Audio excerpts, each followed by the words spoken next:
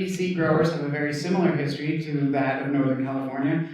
What are some of the challenges that we have here trying to bring them into a regulated framework? Well, I mean, I think we face similar things as were just mentioned. We have a lot of these people not only have been breaking the law for a long time, but they're not very social. A lot of them move out to their ranch on the hill, they grow their product in their basement, and they don't want to talk to another human being.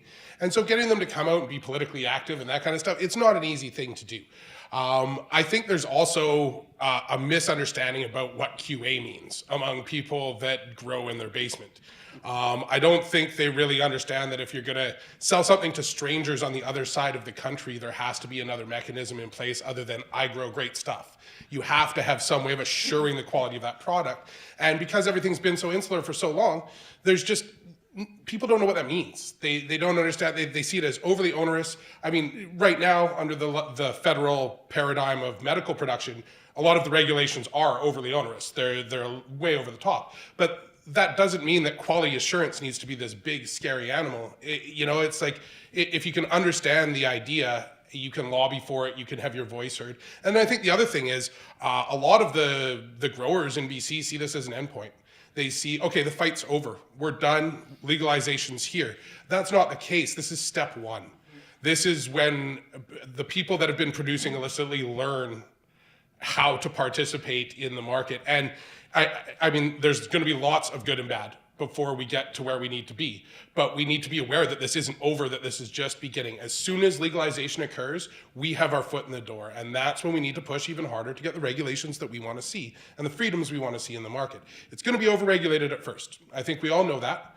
And we have to accept that as motivation and move forward to get the business environment we want, instead of just saying, okay, it's over now. Oh, the government kicked me out of my own industry. I'm going to go hide in the corner.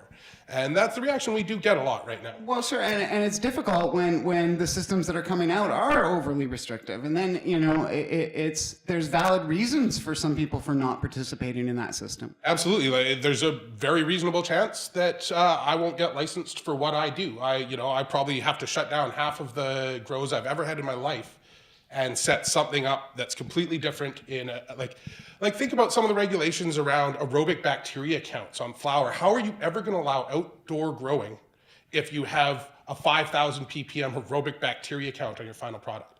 You're outside. You can't control the life that's around you. It prevents people like me. I'm a no-till gardener. I use compost teas to prevent mildews and to help foliar feed my plants. Completely not allowed under the current paradigm. Or, I mean, I guess it would be allowed early enough if you can wash all that bacteria off your plant by the end. But those kind of things aren't going to be there at the beginning of legalization. But those are the kind of things that we can use science and we can use lobby to get in there eventually. I mean, it is extremely frustrating that the Canadian government seems to be taking a big corporate approach to it.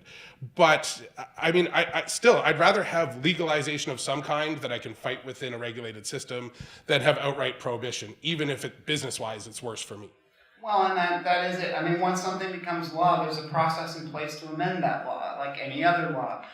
Making that law in the first place, there's no process. So we've all been kind of like groping around and floundering the same way the regulators are, because this has been a ground-up thing from the very beginning. And so it's the local governments that have been learning first. In San Francisco, it was the county DEA, it was the city. And it's the same thing here in Canada. It's been the cities of Vancouver and Victoria and other places that have been learning, and the knowledge has been moving its way up very, very slowly.